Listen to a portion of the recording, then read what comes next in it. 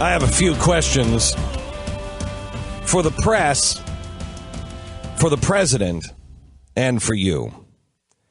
In watching Ed Henry yesterday try to get an answer from the White House on exactly what happened yesterday, what was the president doing yesterday? Why wasn't he in France with all the other leaders? The president, once again, blames the Secret Service. I want you to listen to this press conference yesterday and Ed Henry. Potent form, according to you, of extremism. Why isn't it the summit on countering Islamic extremism? Because violent extremism is something that we want to be focused on, and it's not just Islamic violent extremism that we want to counter. There are other forms of Paris, Australia, Canada. Isn't the thread through them that it's Islamic extremism? Well, certainly all the examples that you cite are examples of individuals who have cited Islam as they've carried out acts of violence. There's no arguing that. You said several times we should have sent someone higher than the ambassador. I haven't with a higher profile than the ambassador. That's correct. Question: why didn't you?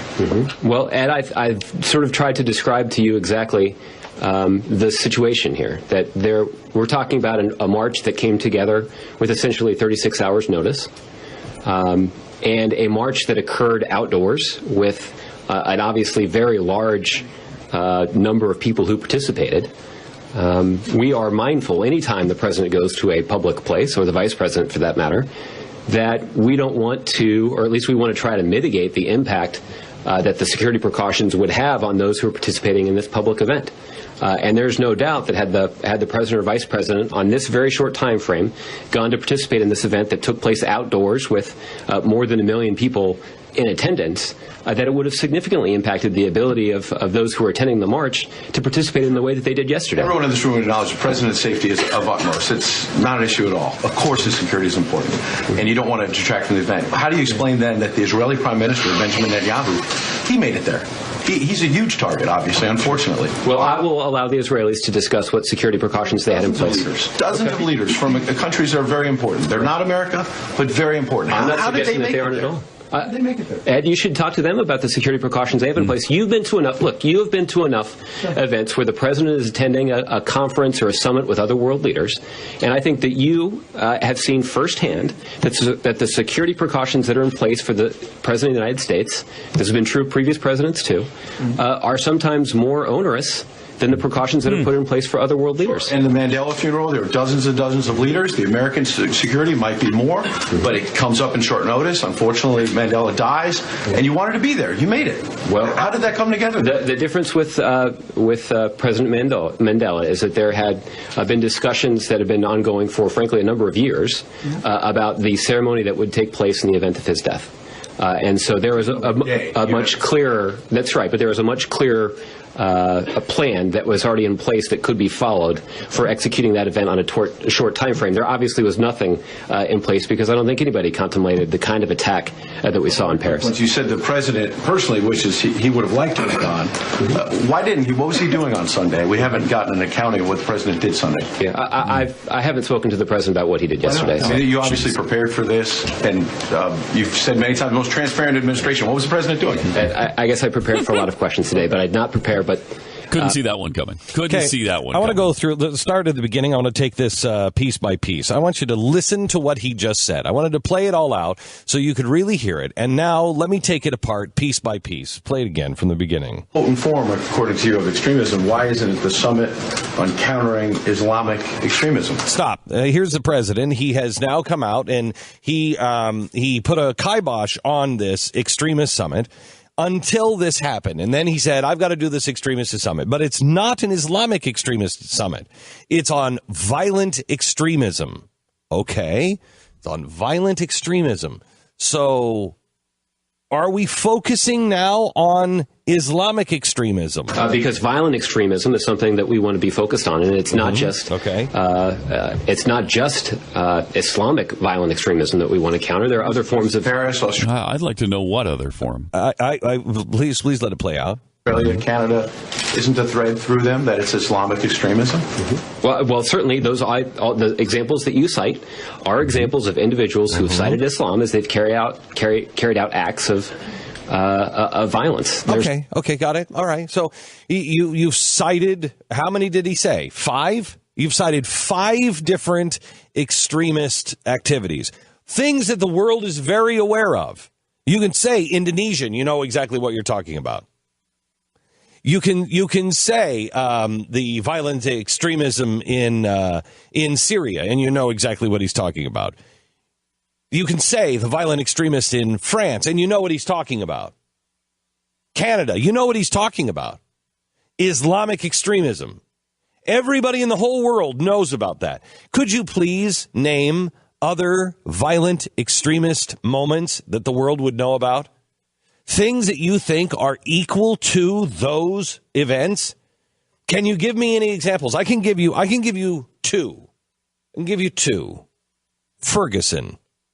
Would you consider that a violent extremist movement? Ferguson. Would you consider the march where they are calling for the killing of cops and then the actual execution of cops? Would you consider that a violent extremist movement? I'd like to know. Could somebody in the press follow up? Are those 2 considered violent extremist movements? May I ask, when they were trying to blow up the bridges in Cincinnati and in Ohio through Occupy Wall Street, would you consider that a violent extremist movement? Because what I would like, sir, is I would like you to be able to express to the people, who are you talking about? When you're talking about violent extreme, are there violent extremist Catholics that we don't know about? Have the Mormons all of a sudden blown up the Broadway theaters because of the Book of Mormon? Who exactly are we addressing? I think it's really important, if you're going to announce a summit, that you tell the American people, who is it you're targeting, sir? They won't do that. And they certainly will not talk about violent extremist Islam. So who is it we're talking about? Because I can guarantee you we're also not talking about Ferguson. We're not talking about the chance of kill the cops. I'm going to put wings on pigs. I can guarantee you we're not talking about those violent extremists either. So who is it we're discussing? Go on. There's no arguing that. You said several times we should have sent someone higher than the ambassador. Now listen to this. With a higher profile than the ambassador. That's correct. Question, why didn't you? Mm-hmm. Well, Ed, Okay, stop. Pat, what was the question he just asked? Why didn't you send? You said you should have sent somebody. Why didn't you?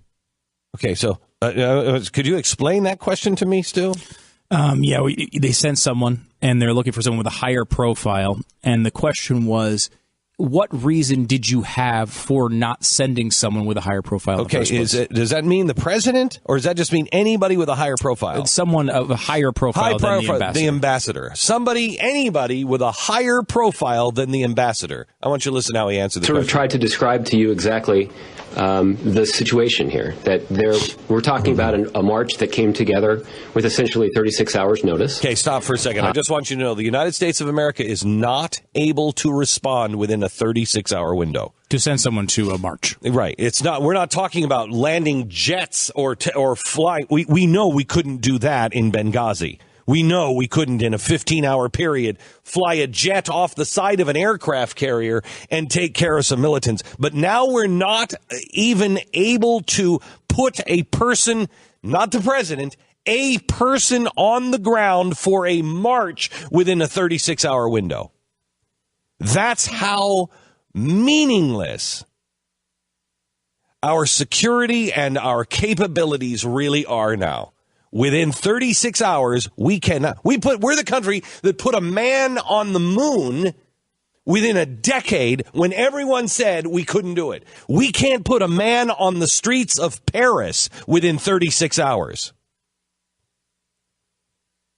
But listen to what he's actually saying here. And a march that occurred outdoors with an obviously very large number of people who participated. Stop. Okay. So we're now outdoors. I just want to tell you the security conditions here. We're now outdoors. Okay. I've only got 36 hours. And we're outdoors. Okay. So that totally changes everything. And there's a lot of French people around. Think about how insulting this answer is. If we were all gathered in the streets after 9/11 and the French president would have said,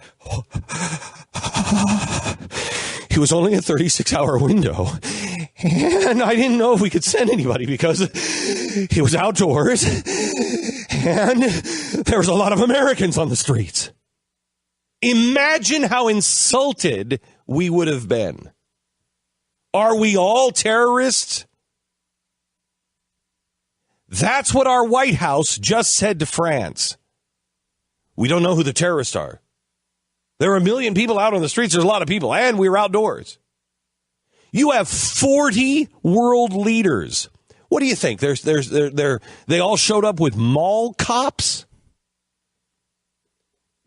Was Kevin James there with his Segway? Is that the only security they had? You had the 40 biggest leaders. Well, may I ask a question? Is the Mossad sloppy? Let me rephrase that. Does the Mossad allow people to open the front door of the prime minister's house? Is the Mossad going out and getting exotic massages? Is that the problem in France? You were going to bring the Secret Service, but with 36 hours, you weren't sure they could sober up in time? You weren't sure if you could bring them around all the French prostitutes, if they could abstain for 36 hours? Is that possibly what it was? I'm not really sure. Are you telling me that the Secret Service is lower than the Mossad?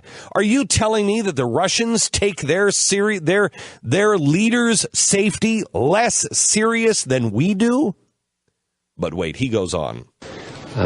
We are mindful anytime the president goes to a public place, or the vice president for that matter, that we don't want to, or at least we want to try to mitigate the impact that the security precautions would have on those who are participating in this public event. Okay, so stop. So he just wants you to know that he was trying to make the decision, exactly what I told you they would say yesterday. He was only making this decision because he wanted everybody else to enjoy. Because when the president goes, he can't always enjoy himself because he's got so much security detail around him. The others can't enjoy. For instance, let's say, just making something up here. Let's say he has to go to a funeral. He can't just sit there with some other world leader laughing and yucking it up at the funeral and maybe taking selfies. He can't do that because the security is just far too tight for the president. He will destroy the everybody else's time. For instance, when he went to Nelson Mandela, I'm sure it was security that wrecked the event for Mrs. Obama. Because I remember her being pissed off about something. It must have been all of that uber tight security that kept them in that bubble. But I digress. And there's no doubt that had the president or vice president on this very short time frame gone to participate in this event that took place outdoors with more than 1 million people in attendance, that it would have significantly impacted the ability of those who were attending the march to participate in the way. So he cares about Putin. He cares about all the other world leaders. He didn't want his security because he doesn't have the ability to do anything about his security at all. He just has to say, I'm going to dismiss myself from this. What a crock of crap that is. By the way, do you notice he didn't answer the question? The question was, why didn't you send somebody else lower level? He's answering for the president, who, if you want to take that answer, which I do not accept, that the Secret Service can't act within 36 hours. Bullcrap.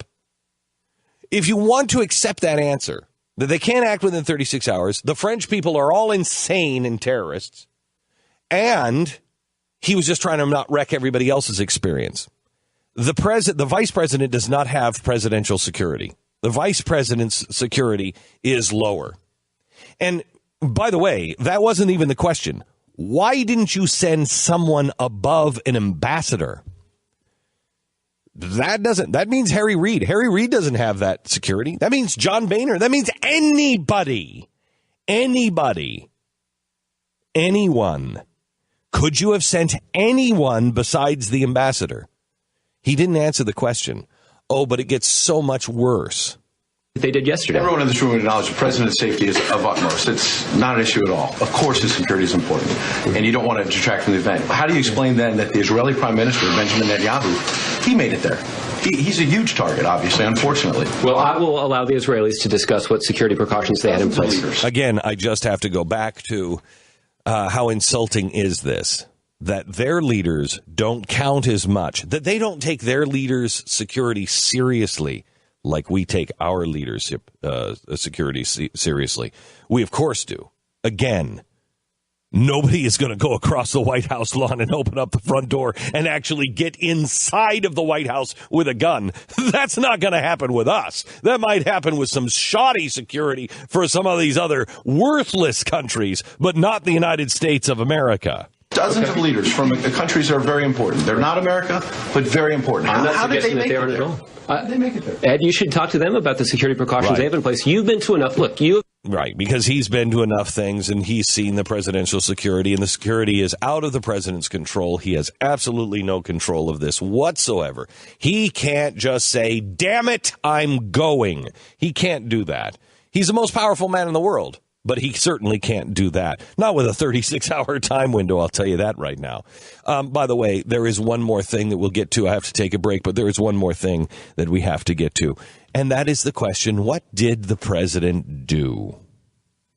Next. The Glenn Beck Program.